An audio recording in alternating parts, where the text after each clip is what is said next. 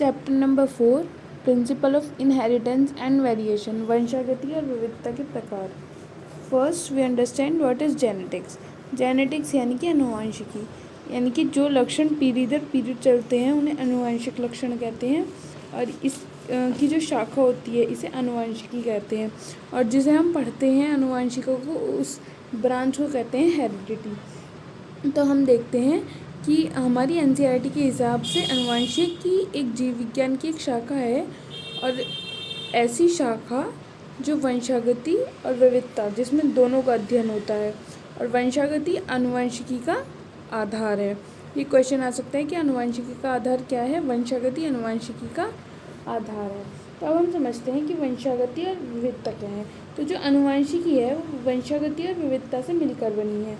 वंशागति क्या है? वंशागति एक ऐसे प्रक्रम है जिसमें जनक के लक्षण संतति तक पहुंचते हैं, और विविधता है कि किसी भी चीज़ में अलग होना, मतलब उस चीज़ का उससे थोड़ा भिन्न होना। जैसे विविधता दो प्रकार की हो सकती है, कायिक और लैंगिक। तो कायिक और लैंगिक विविधता जो होती है, कायिक विविधता को कहते हैं सोमोटिक और लैंगिक विविधता को कहते हैं जर्मिनल। तो कायिक विविधता ये अगली पीढ़ी में स्थानांतरित नहीं होती, लेकिन लैंगिक विविधता अगली पीढ़ी में स्थानांतरित होती है। कायिक विविधता से मतलब है यदि किसी व्यक्ति की उंगली कट जाती है, या महिलाएं अपने कानों में कुंडल पहनती हैं, तो उनकी आने वाली जो पीढ़ी होती है, ऐसा तो नहीं है कि उसके कान में छेद हो रहा है या फिर किसी की उंगली कटी हुई है तो उसके जब बच्चे हो रहे हैं तो उनकी भी उंगली कटी हुई है। ये है कायिक, जो कि पीढ़ी दर पीढ़ी नहीं चलती। लेकिन लैंगिक चीज़, जो लैंगिक दिक्कतें होती हैं वो अगली पीढ़ी में भी आती हैं। कुछ दिक्कतें सतत होती हैं और कुछ असतत होती हैं। तो जो सतत होती हैं वो अर्धसूत्री विभाजन और जीन विनिमय के कारण अगली पीढ़ी तक स्थानांतरित होती हैं, लेकिन जो असतत होती हैं वो उत्परिवर्तन के कारण और जीनोटाइप में अचानक होने वाले परिवर्तन के कारण स्थानांतरित नहीं होती। अब हम देखते हैं कि लक्षण क्या होते हैं। लक्षण जीन की अभिव्यक्ति से विकसित जीव का कोई विशेष गुण। जैसे जीन है, जीन क्या है? जीन है एक डीएनए का पार्ट जो फिर आरएनए बनाता है, फिर प्रोटीन बनाता है और उससे लक्षण बनते हैं। तो लक्षणों के विकसित होने के लिए क्या चीज़ों की आवश्यकता है? तो लक्षणों के विकसित होने के लिए 3 चीज़ों की आवश्यकता है। पहला है जीन की उपस्थिति, जीन अभिव्यक्त होना चाहिए और अनुकूल दिशाएं होनी चाहिए। अब मैं आपसे एक क्वेश्चन पूछती हूँ कि हमारी बॉडी में जितनी भी कोशिकाएं हैं, तो हर कोशिका में इंसुलिन को बनाने वाला जीन है, और यदि है तो क्या हर कोशिका इंसुलिन का संश्लेषण करती है?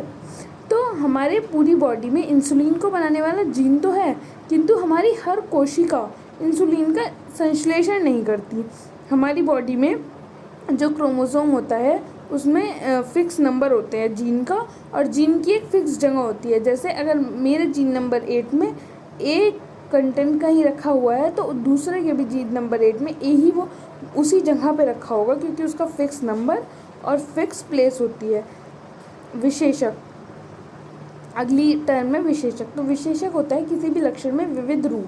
जैसे लक्षण और विशेषक में क्या फ़र्क है? लक्षण है पुष्प का रंग, तो विशेषक है पुष्प का रंग कैसा है, लाल है, सफ़ेद है।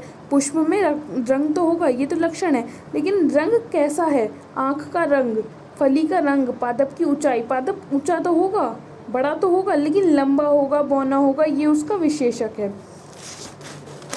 तो अगला आता है जीन। तो जीन का जो नाम है वो जोहानसन ने दिया था, और जीन को हिंदी में कारक बोलते हैं, जो कि मेंडल ने कहा था। गुण जीन, जैसे कि मैंने अभी आपको बताया कि गुणसूत्र में डीएनए का वो विशेष भाग होता है जो आरएनए से फिर प्रोटीन बनाता है, और जीन जो है वो इनहेरिटेंस की यूनिट है। इनहेरिटेंस मतलब विविधता की जो मौलिक इकाई है वो जीन है। जीन प्रोटीन से एंजाइम बनाते हैं, और हम कह सकते हैं कि जितने भी प्रोटीन्स हैं वो सारे एंजाइम हैं, सिर्फ राइबोसोम को छोड़ के।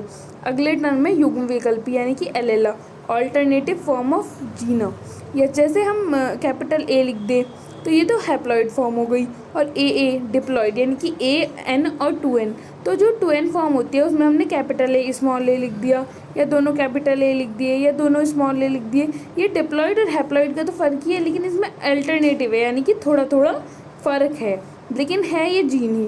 प्रभावी युग्म विकल्पी समयुग्मनजी तथा विषमयुग्मजी दोनों अवस्थाओं में खुद को प्रदर्शित करता है, जैसे स्मॉल टी और स्मॉल टी, ये तो हो गया बोना। और लेकिन जो प्रभावी होता है, जैसे हमने मेंडल के नियम पढ़े थे, उसमें पढ़ा था टी टी, जो कैपिटल टी टी है वो लंबा होगा, जो कैपिटल टी और स्मॉल टी है तो वो भी लंबा होगा। क्यों? क्योंकि जो कैपिटल टी है वो प्रभाजी है।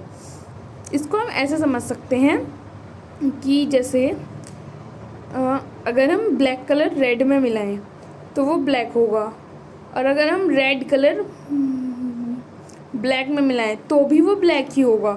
इसका मतलब जो प्रभावी रंग है वो दोनों पे प्रभाव डाल रहा है। इस प्रकार दोनों इसे बोलते हैं प्रभावी युग्म विकल्पी।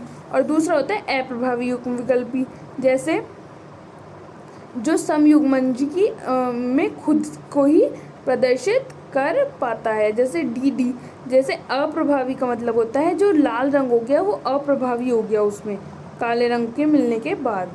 समयुग्मनजी क्या होता है? जीन में दोनों समान प्रकार के एलील उपस्थित होते हैं, जैसे small A, capital A, small T, small capital T etcetera. विषमयुग्मनजी जैसे हेट्रोजेनस, जब जीन में दोनों भिन्न एलील होते हैं, जैसे स्मॉल ए, स्मॉल बी, कैपिटल बी। अर्धयुग्मनजी जैसे हमारी मानव की कोशिकाएं हैं, हमारा एक्स क्रोमोसोम और वाई क्रोमोसोम मिलकर तो एक युग्मनज का निर्माण करते हैं। तो ये दोनों द्विगुणित कोशिकाओं में एक जीन का ही एलील प्रेजेंट होता है, तो इसे अर्धयुग्मनजी कहते हैं। अब आते हैं हम जीनोटाइप और फिनोटाइप।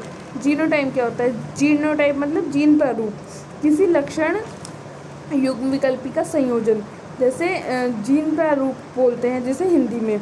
और फिनोटाइप यानी कि दृश्य प्रारूप होता है किसी लक्षण का बाह्य रूप, कि वो लंबा है, बौना है, जिसे हम अपनी आंखों से देख के बता सकते हैं वो है फिनोटाइप, जिसे फोटो से देख के बता सकते हैं वो है फिनोटाइप। और जिसके लिए हमें जीन्स की आवश्यकता पड़ती है, उसके जीन्स देखने की आवश्यकता पड़ती है, वो है जीनोटाइप। आई थिंक आपको यहाँ तक समझ में आ गया होगा।